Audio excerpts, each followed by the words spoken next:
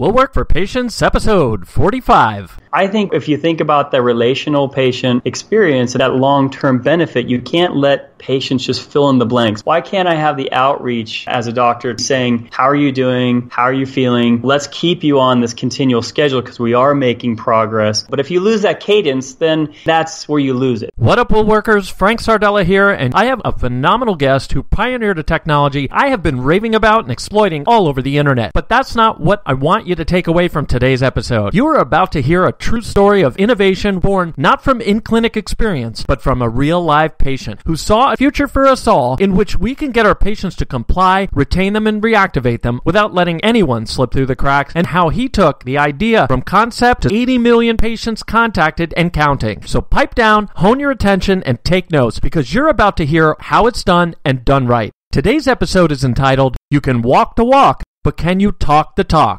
Here we go.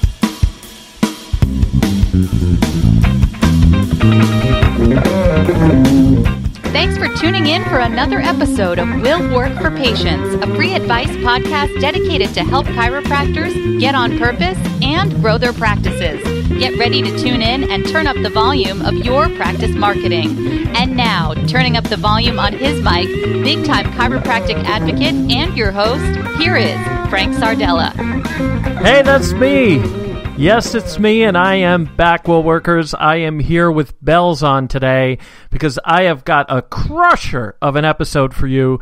I have been waiting for weeks to do this one. I've been going back and forth in correspondence to get this particular guest on this particular show in this particular episode. Today's episode is entitled, You Can Walk the Walk, but Can You Talk the Talk? And yes, it's a little more than a stab at irony there. Today's show is all about patient communication and how it's just as vital as the service you deliver and how its quality is of the utmost importance. And the connections made with the patients being made in not only a meaningful way, but on channels on which they're willing to receive it. You may have heard the story by now about how my wife, in managing HR and marketing teams at an 80-staff chiromedical PT clinic, came home one night excited about booming patient reactivation with a new application she plugged in, and how I practically the next day started urging every practice owner I know to start using it immediately, touting it as a way to get, retain, and reactivate patients and keep our clinics earning maximum revenue and ROI. As fate would have it, when a position opened up in my area with the company, I strongly urged my wife to take the position. She took the position, and so many things have happened since. And before I get into introducing today's guest, I just want to take a moment to thank the ones who are keeping Will Work for Patients on the air live.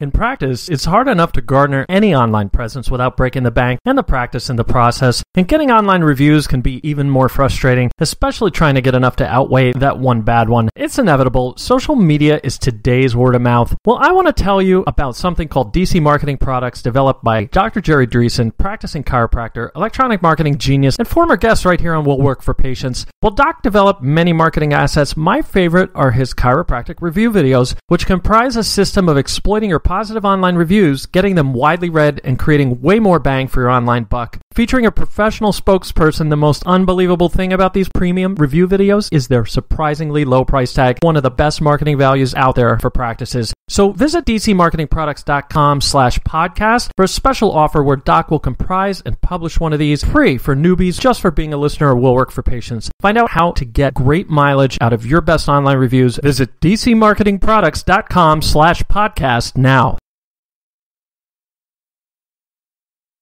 Do you want to steadily draw quality new patients who convert, increase your case average, patient compliance, and referrals? Well, I'm going to tell you how to achieve it with an additional revenue stream to follow. Using doctor-developed scientific technology, Nutrient Body Sculpt delivers micronutrients, providing mental clarity, relaxation, aesthetic body contouring, more energy, vitality, and a desire to continue wellness care. All while you get 1,000% better ROI, case average, and patient compliance, a modality your patients won't want loved ones to live without, nor should you live without. It even complements nutrition, weight, and fat loss programs you already do. When I saw what it did to someone I know, I took notice. Clients and listeners have been jumping on board ever since. Here's what I recommend. Call 310-905-0800 or visit nutrientbodysculpt.com for more info. Mention Will Work for Patients for offers that will save you big, and even a few freebies I'm throwing in, all to help you build the wellness-based practice you always wanted. I know this can take you there. nutrientbodysculpt.com. Call 310-905-0800. All right, we're back, and let's get down to it. It's time to bring on the guest.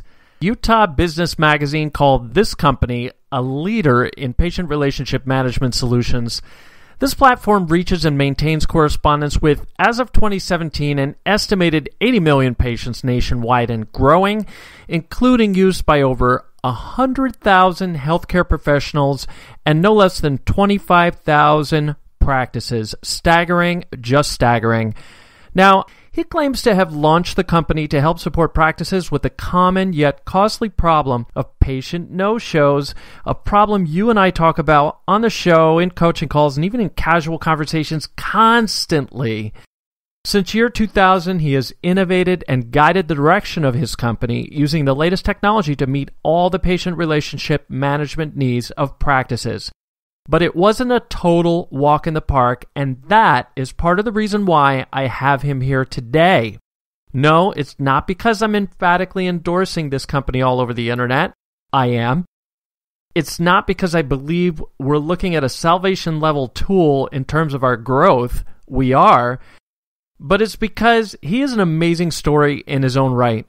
Certainly not born a CEO, nor having any reported in-clinic experience, but lots of it from the patient point of view. A former college tennis player who injured his back but came back to play pro briefly, and having endured experience with his daughter and her autoimmune disorder, he found the most important experience of all. One I attribute to my own personal success: experience from the patient viewpoint. Having seen a ton of room for improvement is where it all happened, experiencing difficulties corresponding and coordinating with medical providers, particularly before texting and electronic contact we now know and take for granted. He was determined to make a change and, in typical entrepreneurial style, forged forward with a product while others, even his wife, had their doubts it would catch on. But here is someone who persevered and did indeed send the very first ever patient reminder via SMS text. How about that? Not only proving it could be done, but getting it to catch on, pioneering the industry and finding success for the professionals he set out to help. And this is a true entrepreneurial story.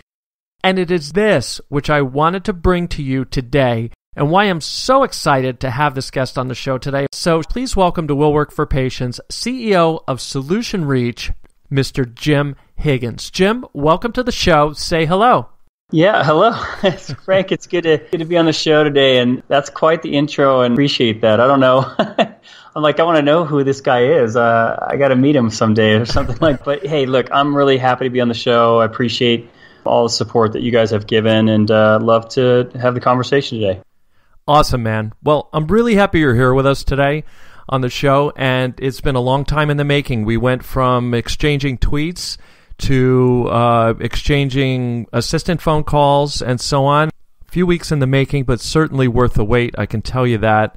I'm really excited about the content we're going to deliver today, and mainly because your story is quite entrepreneurial. To be honest with you, I think your story of how you grew the company is even more important than the story on what the company is and what it is you do, particularly because that you started with a patient experience, and that's something that I resonate with. For those of you Will Workers who listen to episode 1 of the podcast and who know my story, you know I didn't go to chiropractic school. My chiropractic school was getting a miracle from chiropractic care.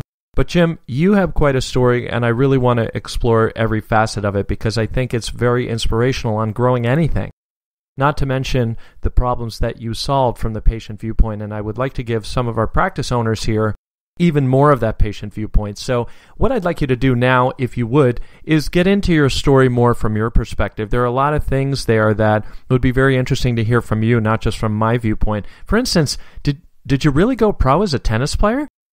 Yeah, so it's a long time ago, man. Yeah, so, I believe it. So I did. I played on the tour for about a year, lost more than I won, and decided that I don't know that was the right place for me to build a career. Had some injuries, but I think one of the things that you learn, especially with tennis, is that you're really exposed. You're out there, and it prepares you for life in a lot of ways because you don't have a teammate to pass a ball to, so to speak. I mean, if you're playing well, then, it's in your control, so to speak. But if you're doing poorly for whatever reason, which happens sometimes, it's all on you. So I think that's a good thing. Accountability is a blessing, in fact, in life because it keeps us on track. And that's a sport that taught accountability in spades.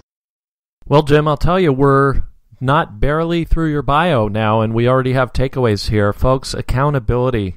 Amen on that one, brother. Accountability is quite a powerful tool there, and so often when we're the solopreneur or the solo entrepreneur, practice owner in charge of growing our practice, your team is relying on you, and if you really look at that and your staff in practice and so on, a lot of accountability there. So excellent point. And there are so many depths to your story, beyond that I really want to get into. I know that you spoke briefly about your daughter's autoimmune disease that she had, your patient experience moving from doctor to doctor, which we're going to get into in a moment, and even many little fascinating facets between tennis and, was it Ancestry.com you said you worked with? That's right. Yeah, I was one of the early guys there at Ancestry and built all of their distribution, essentially sales and CRM, customer relationship management, before customer relationship management even was a term that people used. And so there are definitely some parallels to patient relationship management, which we do today. So yeah, I've been in the space in technology and trying to solve things, and basically just getting the experience right with either customers and now it's patients for, a lot longer than I'd like to admit. But yeah, for a long time now. So it's been exciting to see the different technologies come around. And I think there's a lot of solutions with technology, and that's why I love what I'm doing. Well, I'll tell you what, let me just ask you, what was life like before SolutionReach? I mean, from the earliest beginnings when you crossed the threshold into what it would become today, what did that look like? Yeah, so it was pretty sparse. So, it's always harder and takes longer to build a business. You always have to start, I did, with just trying to solve something that seemed like it should be better. And it did in the early days start with, just appointment reminders. And this was in the year 2000, maybe even before that in 99. The approach was, why do people miss appointments? Why do you have 50% no-show rates? It's just crazy. And I kind of experienced that myself. And then I thought, it's because of how we do it, how we reach out to people. And again, being a technology guy and being involved with a lot of cutting edge, how do we interact with people and what's the best experience in terms of being engaging and timely and in context, which is really, really critical to really drive true engagement. I started thinking it has to be a different platform. And so if you have most of them, they're just forgotten. I thought, well, there's this thing called text messaging, and it was SMS at the time, and that seems ridiculous now to say it that way. But at the time, it was not in North America. It was just starting to gain some traction in Asia and in the UK. And I kind of bet on the fact that if we could actually ping someone's phone an hour before their appointment, for instance, that, those 50% of forgotten appointments would go away, essentially, because people don't want to have to go back and put something else on their checklist or to-do list that they've forgotten or anything like that. So that was really the thesis of the company, was to say, can we use a brand new form of communication to really set the foundation of how we interact with people. And so that's the very, very beginnings of it. I mean, it was very nascent at the time. And like I said, we were the first company to actually do that. Maybe better lucky than good, but it's funny. I remember having conversations saying the day will come when someone will call you on your cell phone and you'll think that's intrusive. Yeah. And borderline offensive. Like, why wouldn't they text me beforehand? I mean, and no one answers those calls. It's directly, decline. And then it's, the text messaging has become really the form of communication. And then we escalate it to a conversation if need be. And that's an interesting way that, the dynamic that's taken over, and it's a social dynamic. But that was really the bet that I made back in 1999, really, when I was trying to build this business plan to think about it. And we had to build all kinds of things to enable it because we didn't have messaging gateways like you do now. So we had to actually go build the stuff and then tie back into early carriers like VoiceStream, which now is the now T-Mobile, and different things like that. So we really had to do a lot of heavy lifting for the first few years to even make it possible to do it. And it was fun, but it was also a lot of heavy lifting. You're trying to build a foundation before you can actually build the software to solve things like you want to for practitioners and patients. And I'll tell you, looking forward from that moment in time, it probably looked like quite the gamble, but in retrospect, a sure thing. It was fortunate for sure that we bet the right way. You try to do everything you possibly can to predict markets and see where things are going, and we still are in the same boat today. I mean, I'm in product meetings today and for most of the day about sort of looking at the market, looking at technology and thinking what's next. And there's a lot of really exciting things with, artificial intelligence. There's a lot of exciting different things that people are doing in terms of voice.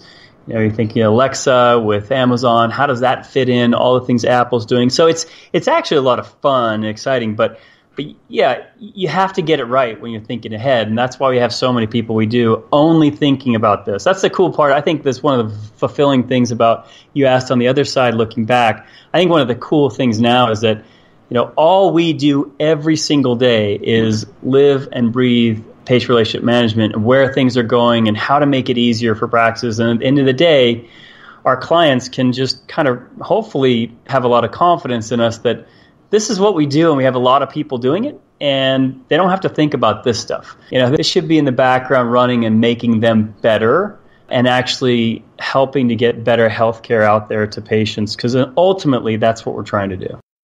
Indeed, and so much to take away from this, Well Workers. Jim, thank you for that. Starting out trying to solve something that looks like it should be better, I think are really words of wisdom. And you also talked about building a foundation on which to build this platform, and you really have to set up that foundation before you can figure out the mechanics of the whole thing. And I think there's a lot to take away, even with building a practice there. Yes, this is an integral part of what we do in practice, what you do, Jim, and what SolutionReach does, and what your product actually does. But, at the same time, the very evolution of that very product is actually an example to be followed. And I like the whole concept of immersing yourself in it. And practice owners, I really think that that's something to take away as well, where, immersing yourself in the thing. So many times we think we're immersed in our practice, yet we're just sort of saddled by it, or we're held down by it into billing issues, into all the day-to-day trials and tribulations of trying to administrate a practice, the problems with getting reimbursement, and that's not really immersing yourself in your practice, that's being trapped by it. So immersing yourself in it would really be in the innovative category there, and innovation really goes a long way, and I think our listeners can really take away a lot from that. And you really had the foresight to anticipate the day will come when someone will call you on your cell, and you're going to think that's quite intrusive. Those are words of genius, because it's exactly what happens. So, folks, take notice of that. Whether you ever install any patient relationship management software or not, patient relationship management is a thing. And you really need to understand patient relationship management. The foundation of that is interacting with patients. All Jim and his crew did here was automate it. But it still exists. It is a thing. Now, while I have you on this subject, Jim, I'd like to ask you, what do you think gave you all the foresight to see all this coming? Boy, that's a good question. Was it just a lucky guess, or? Yeah, just a total gambler. Yeah. No, I was asked that similar question. Maybe I'll answer it this way. You have to have a big vision, and I think that all practitioners out there do. They have a vision of the mark they want to make on the world, and then you have to work on it every hour, every day, every week kind of principle. And I think some people work in the ethereal and they work in the vision, and so they never actually get any traction with their company. And then other companies work in the short term, what they can sell today, but they don't have a vision of where they're going and what they're trying to build.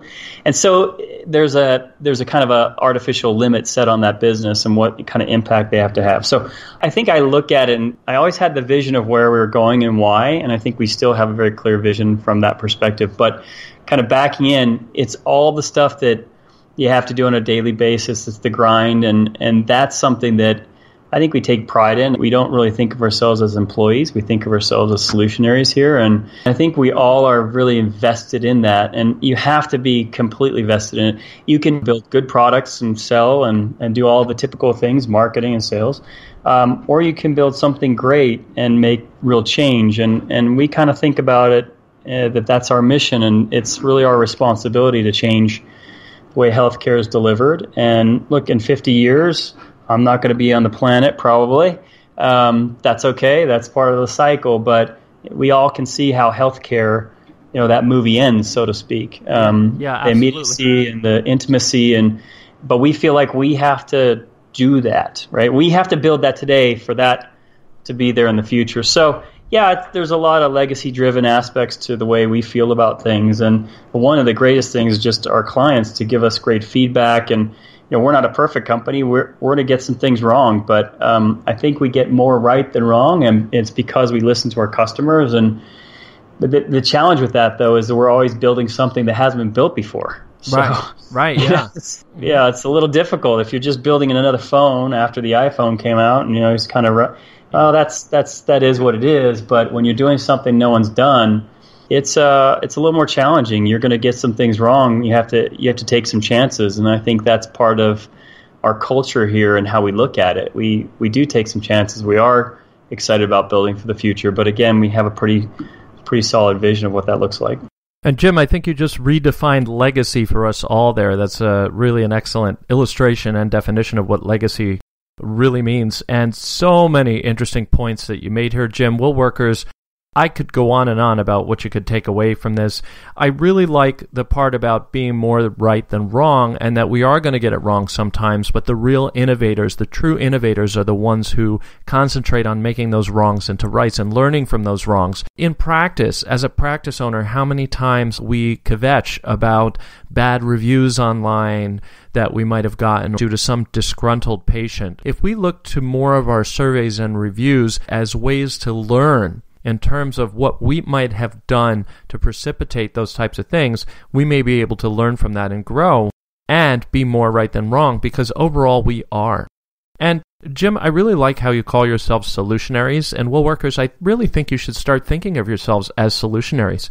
You're really vested in your practice, and it has to be all the way. And you could just crank out the typical products in practice, just like Jim said, or you could just innovate and really look at where healthcare is going.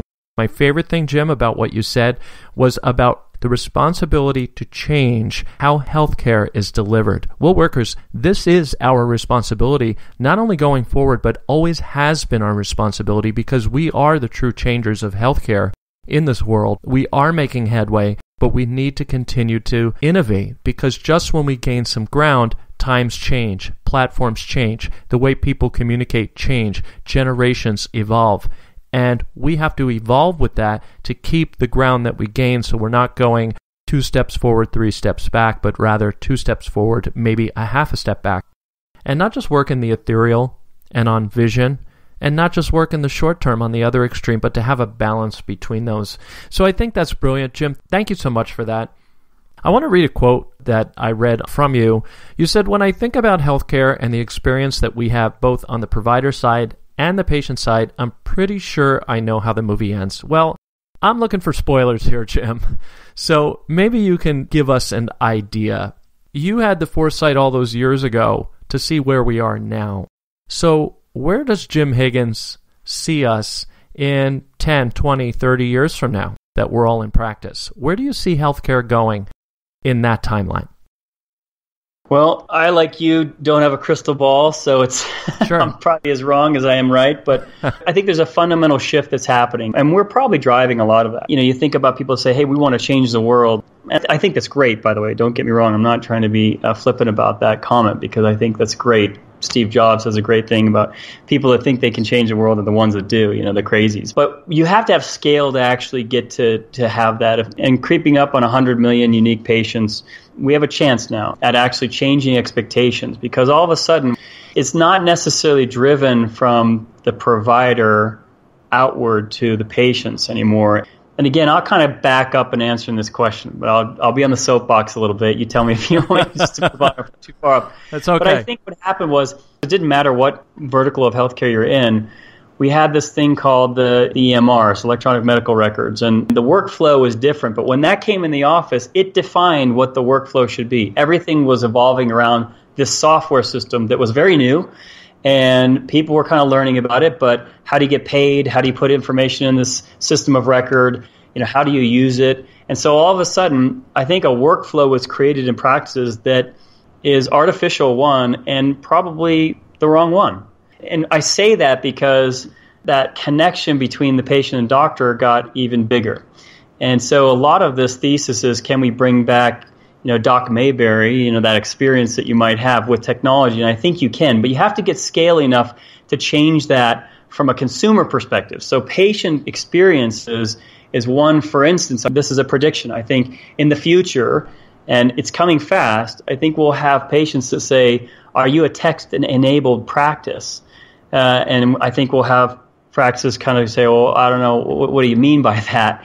Hopefully not, but if patients can't just simply text the practice to their landline, something like that, just a regular phone number, and just get to that practice quickly, I don't think that patients will choose to go there. And that will be driven, again, by this consumerization pull of the expectations of their experience. And that's what we're seeing. But again, we're driving that. You have close to 100 million patients that have this different kind of experience. And so all of a sudden, you have them going back to their other practices on other doctors and saying, well, this is kind of my expectation. This is kind of how I think things should happen. And boy, that changes it. So we're trying to get ahead of that and actually talk to our physicians and start thinking about, look, this is something you kind of can't avoid.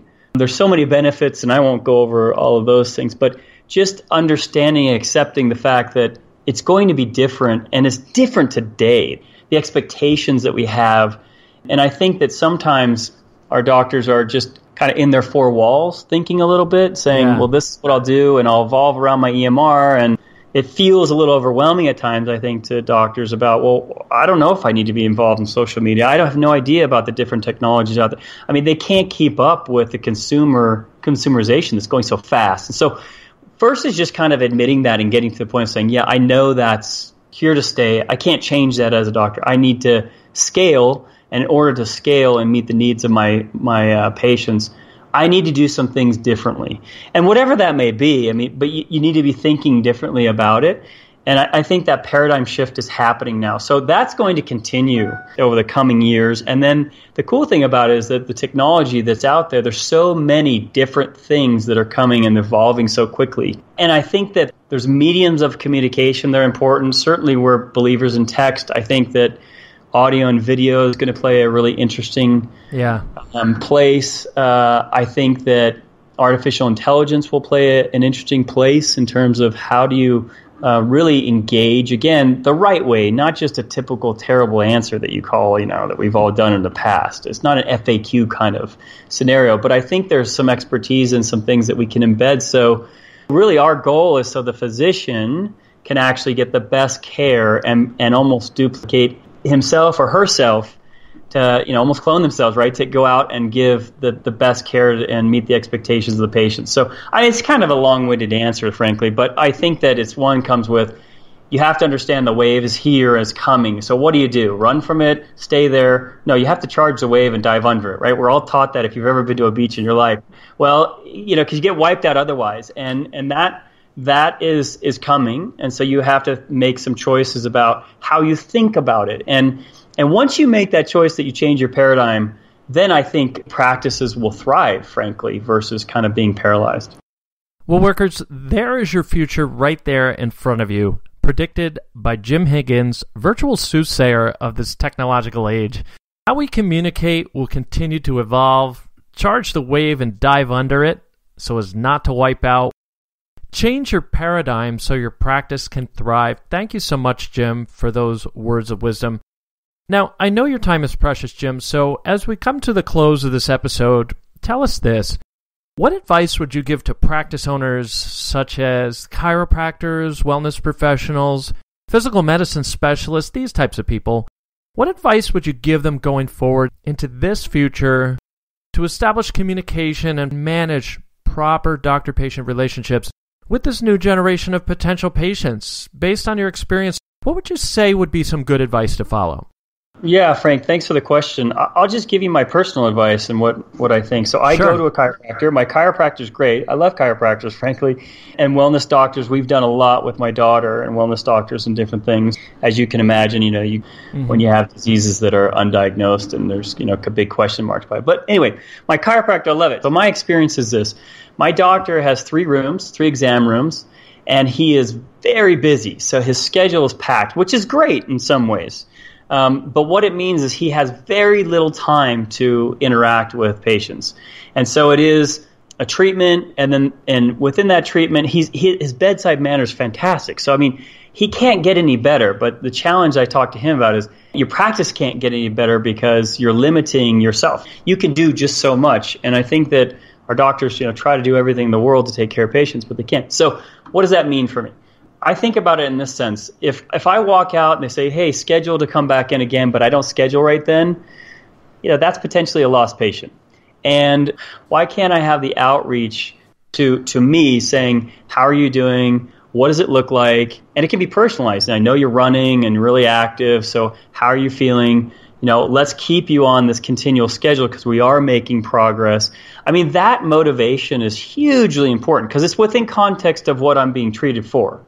And I think that's very, very critical. But if you lose that cadence, then it's if I did, with the front desk gal, if I scheduled or not, and that's where you lose it. The other thing is that there's tons of, I think, great products and services that he would like to bring into his practice, and he has done some, that he has no clue or time, frankly, how to educate his patients about, whether it's right for them. And again, there could be anything from orthotics all the way through to different things that he's doing or he'd like to do, but he has no way to actually and no time to express that to people. So I'd really challenge chiropractors specifically, but this is all wellness doctors. I would say, who are your patients on an individual basis? Can you actually connect with them outside of the practice? Certainly you're fantastic inside the practice. Bedside manner, all those things are critical and important. But don't stop there because patients don't. You're thinking about other things. You're feeling different things. I'm running and I'm like, oh, do I have this pain? Should I go back in? You have you're living life. And it's kind of that 360-degree connection with the patients. And again, I'm preaching because this is what we do in our software. So how do you do that outside our software? I don't know. I don't have all the answers, but I think that it's really important in terms of what is your lifetime value of that patient? How often are you going to see them? And you're going to, you want to heal them, but I'll take myself. I'm never going to be healed with the situation I have. I'm just not going to. It's a lifelong chronic condition. So I'm happy to go back and see, and frankly, really excited to see my chiropractor and get the help I need. But again, what else is beneficial for me?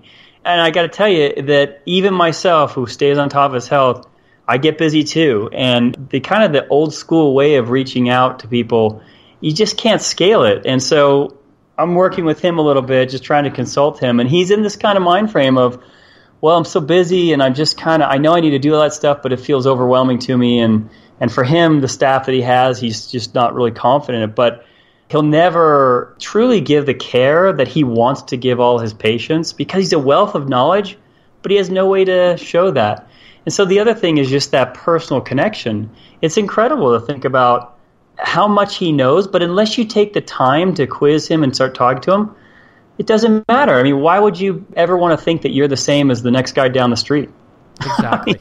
Why in the heck are everyone listening to your show trying to get better? There should be benefit in that you should be able to say, I'm doing all of this stuff. I'm learning, I'm in continuing education, everything for and behalf of my patients, and that breeds confidence. And so it's kind of funny because it's one of the few areas of connection where you have doctors don't really tout themselves or say everything they're doing for and behalf of their patients. But that's critical because, again, it's a trusted relationship. So I want to know that my doctor's the best out there. But it's amazing how many times this happens to me and doctors come up and say, Jim, I can't believe that, we offer this and This patient I've had for 5 years went down the street to another doctor because he thought I didn't do the same service that I do.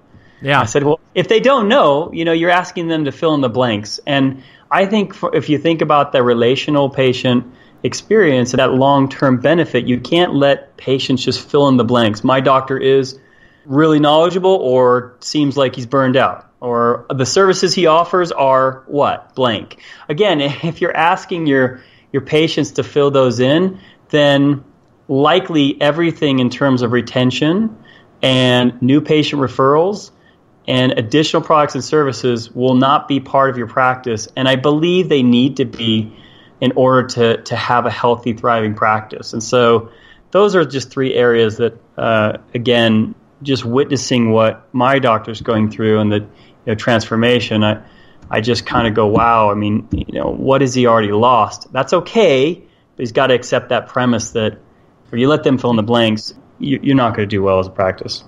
Jim, that's probably got to be the most lucid and insightful answer I've ever gotten to that question on this show, and you have certainly earned the right to preach. So I just wanted to let you know that straight off here. Thank you so much for that answer. You just put an exclamation point on why I wanted you on the show. So thank you so much for that. Yeah, Frank, I appreciate that. I thought I was rambling maybe a little bit too much, but Are you kidding? Not at all, not at all. Thanks so much, Jim. And now for the last word. Who gets the last word? I do. After all, it's my show. What should you take away from today's episode? If anything, I'd like you to take to heart one thing. That anyone can walk the walk. We all do this in this profession. But can you talk the talk? It's more than just one of my clever show titles, now that you've heard Jim Higgins speak, isn't it? Jim and I may be masters of communication with patients, new, current, and former, and you may be the best practitioner this side of the profession. But without both in play, in practice, the best of practitioners leave patients to fill in the blanks. Yes, spreading the word and communicating are just as important as diagnosis, therapy, and treatment, but it doesn't end there. It's proper communication that's key. And while what you're saying is of utmost importance, how you say it has a greater impact. After all, if you give the greatest speech ever written without the means to amplify it and be heard, did it ever happen? Regardless of the innovations of Jim Higgins and SolutionReach, patient relationship management is a thing. Jim merely automated the process. What lies beneath is what powers it, and that is basic patterns of interaction and communication in order to establish retention, reactivation, referrals, and yes, even recruitment. So you must understand how such relationships are forged, what communication to use, and on what channels people will accept it. If you are outside those parameters, automated or not, you will not reach people. Keep the cadence with patient communication by establishing not only relevance, but conveyance on accepted channels of communication, and you will win. It may take a paradigm shift, as Jim mentioned, but it will all be worth it in the end when you make the connections. And take Jim's advice, adopting the viewpoint of, I'm doing all this for my patients, which he claims breeds confidence, and quite frankly, I agree with him, don't you? Talk about responsibility to change how healthcare is delivered. We've been charged with that since day one, haven't we? It carries over in this new day and age as to how to communicate. Get things within the proper context and start winning. Don't leave it up to the patients. Since when do patients fill in the blanks the way you want them to? You can reach out successfully and win. Just start communicating and watch it happen. Jim, thanks so much for being here, man. This has been just an awesome episode. It's everything I wanted it to be and more. Again, you put an exclamation point on all the points that I wanted to make today. Patient, relationship management, and otherwise. So thanks from the bottom of my heart for contributing.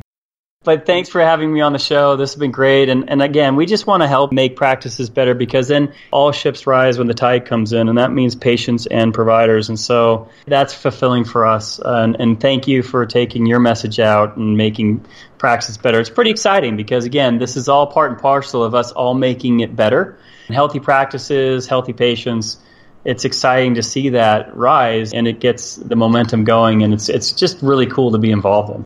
And thanks again, Jim. I'm sure you have lots of important things to do and meetings to get to, so I'm going to let you go. Thanks again for being here. I hope we could do this again sometime. It's been great having you. Great, Frank. Take care. Have a great day. And you can actually reach out, give a shout out, and follow Jim Higgins on Twitter at Higgs77. That's Higgs 77. And give him a shout out. Tag him. Let him know how you like the episode and what you got from it. I think that would be great to give him some feedback. Also, regards the episode, go to willwork4patients.com/Higgs, and you'll find the episode page where I'll post several of the references we talked about in this episode, along with his Twitter handle and how you can reach out to him as well. And also be sure to check out the other things that I have. If you go to willwork4patients.com/SolutionReach you'll read my very lengthy review of SolutionReach, and you'll be able to find out more about it there, along with some great things that I'm doing in conjunction with them as well. But mainly, I hope you got a lot out of today's episode. There was a lot to be learned. So thank you again for tuning in and listening. I am humbled by your devotion. Thank you so much. So, my friends, we've come to the end of a patient-reaching episode. On behalf of myself, my staff, my guest Jim Higgins, and the rest of the Broadcast Wellness crew, I thank you so very much for joining us, and we'll see you next time for another floodgate-opening episode of Will Work for Patients. So long.